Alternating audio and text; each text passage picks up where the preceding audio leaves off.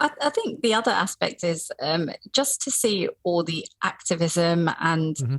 and the broad range of interest as well. And I think for me throughout my career, I think I've seen a shift in this as well. Hmm. You've got different generations and sort of younger generations really coming in and taking a keen interest on how to make a Hmm. difference and take an interest in climate change and policy as well. And I don't know. I think earlier on in my career, when we're going back to the sort of the early noughties and the 2010, that I didn't really see that. I felt very much like I was a part of a bubble of Hmm. people that are working in this space, and what I do is very alien to anyone that isn't in that space.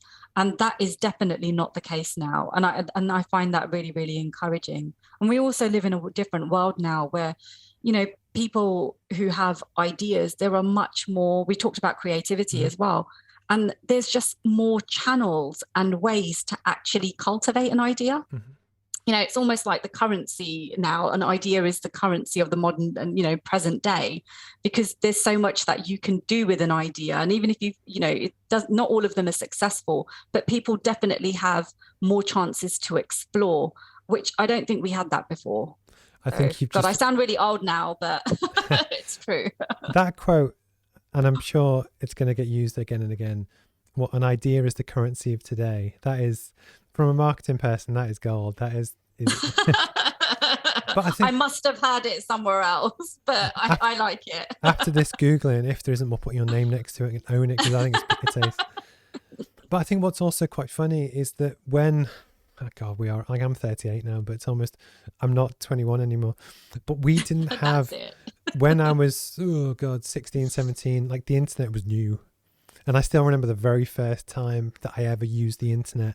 And I was like, how do you know what to type in the top bit? www dot. And I had no reference. I didn't know Google existed. Anyway, but the point is now, if you could be in Rwanda and if you're passionate on a topic, you can go on the internet and speak to someone in California or London or Newcastle or you or me and actually, or Twitter, but you can actually make change in a way that probably wasn't possible 10 years ago, but say pre-smartphone.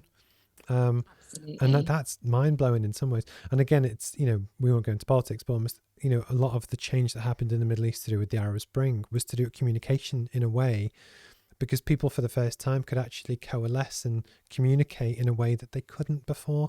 And I think, I love that quote. I'm going to use that all the time. That is just an absolute dream.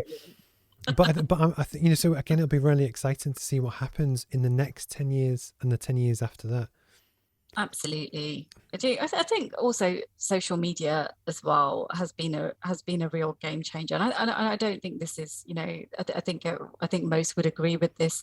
I think just on LinkedIn as well, I get approached by so many individuals just taking an interest in the career path that I've undertaken and how they could potentially get involved, and I find that so encouraging. Yeah. I find that I am always sort of baffled by and amazed by the confidence of people to reach out, Hmm. because I think that took me. I was a relatively confident child, but I needed a push to sort of say, okay, I'm going to reach out to this person to give me some advice, and I'm really encouraged by the amount of people that come forward. So keep doing that, people.